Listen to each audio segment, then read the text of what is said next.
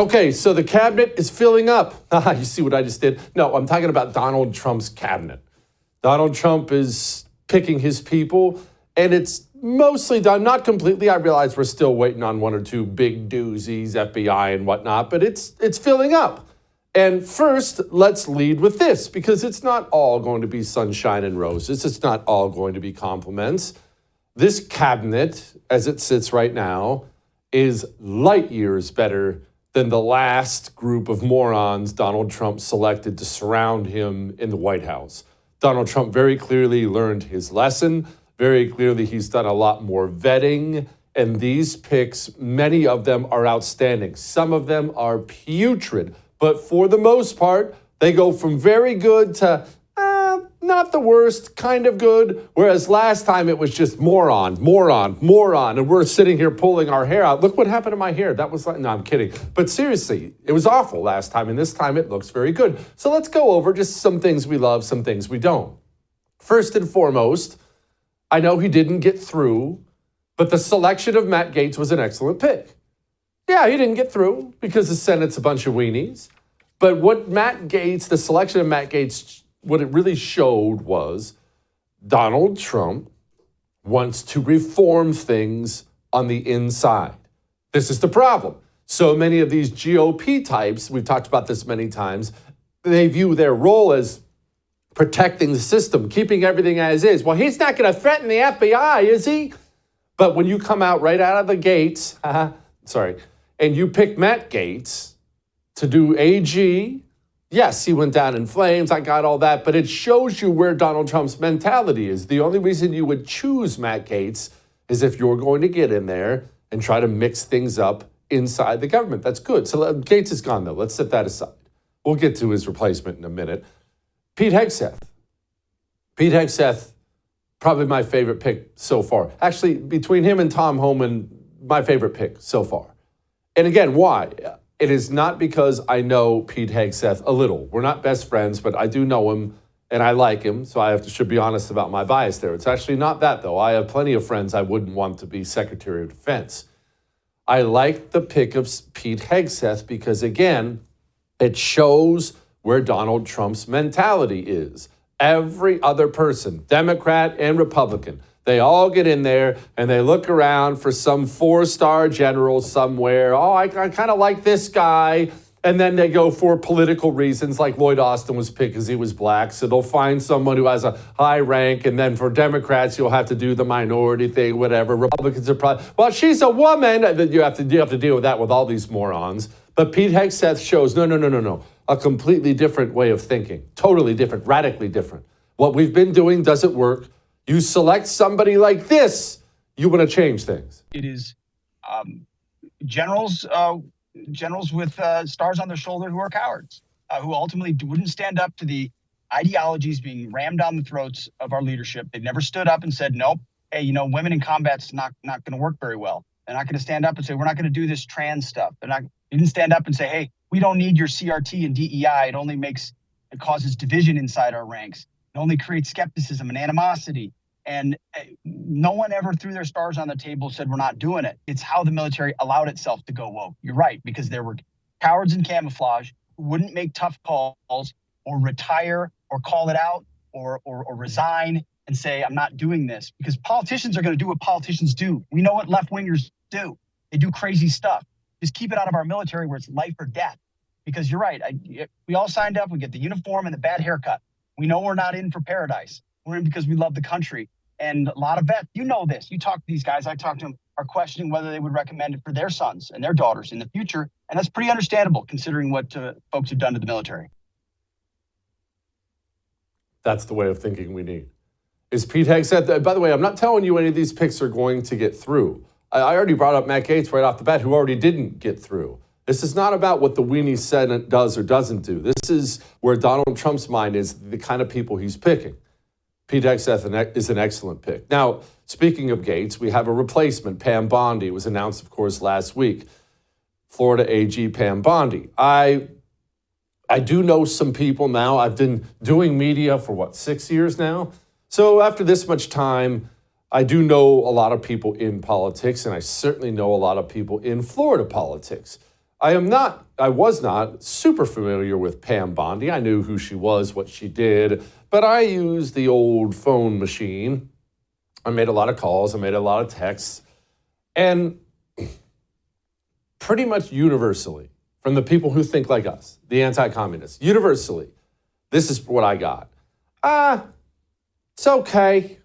It's not great. She's not going to go in and disrupt the system, but she's okay. So it's not what Gates would have been.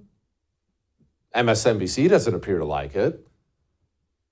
Pam Bondi is exactly what I was saying in the last segment that we should all fear, because she's competent.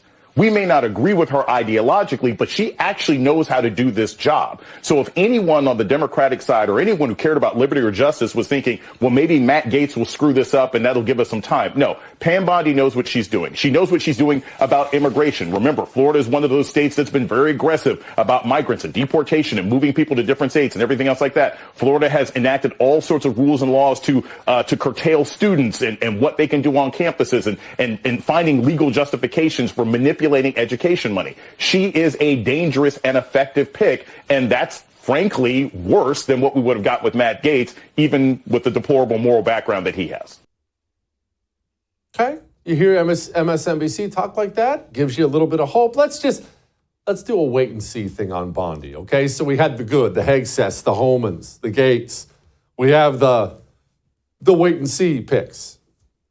Let's move on.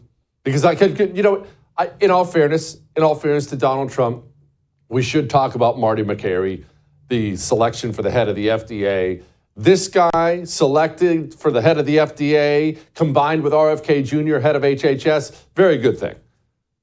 The greatest perpetrator of misinformation during the pandemic has been the United States government. Misinformation that COVID was spread through surface transmission, that vaccinated immunity was far greater than natural immunity, that masks were effective. Now we have the definitive Cochrane review. Over and over again, we've seen something that goes far beyond using your best judgment with the information at hand. We've seen something which is unforgivable, and that is the weaponization of medical research itself. The CDC putting out their own shoddy studies, like their own study on natural immunity, looking at one state for 2 months, when they had data for years on all 50 states. Why did they only report that one sliver of data? Why did they salami slice the giant database? Because it gave them the result they wanted. Same with masking study. Well, the data has now caught up in giant systematic reviews, and the public health officials were intellectually dishonest. They lied to the American people. Thank you. Wow. I'm ready to stand up and cheer. So again, there are some really, really good picks we can feel good about. And there's wait and see picks like Pam Bondi. And then there's some bad ones. Man, I don't know what you want me to say. There's some bad ones. And a lot of this probably comes back to Donald Trump and COVID, which, let's be honest, you're probably already wincing. That was the worst Donald Trump we've ever seen. We had a pretty good president for 3 years, deregulated the economy, secured the border, knocked things out.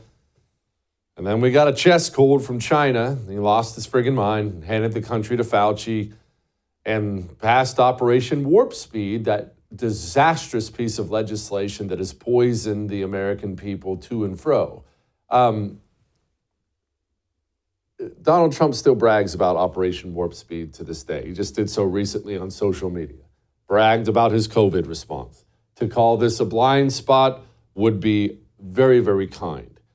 But we're all hoping, because all these reformers and how he's come around on some things, we're hoping, hey, maybe at least he's going to back off of some of the COVID insanity stuff that he still brags about. He came out with this Dr. Janet lady for Surgeon General, and, well, here she is. First of all, vaccines save lives, and I am so excited, and I thank and I commend Facebook and Mark Zuckerberg for taking action. As a doctor, I'm concerned for safety.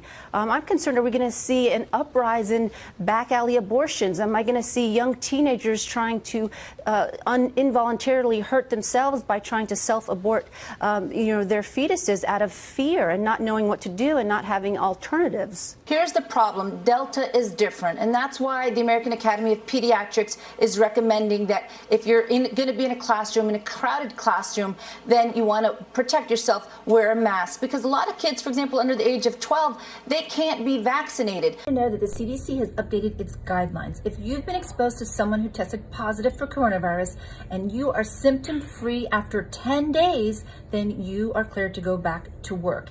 If you are symptom-free for 7 days with a negative COVID test, then you're also free to go back to work. But the baseline remains that you should still monitor your symptoms, wear your mask, and practice social distancing.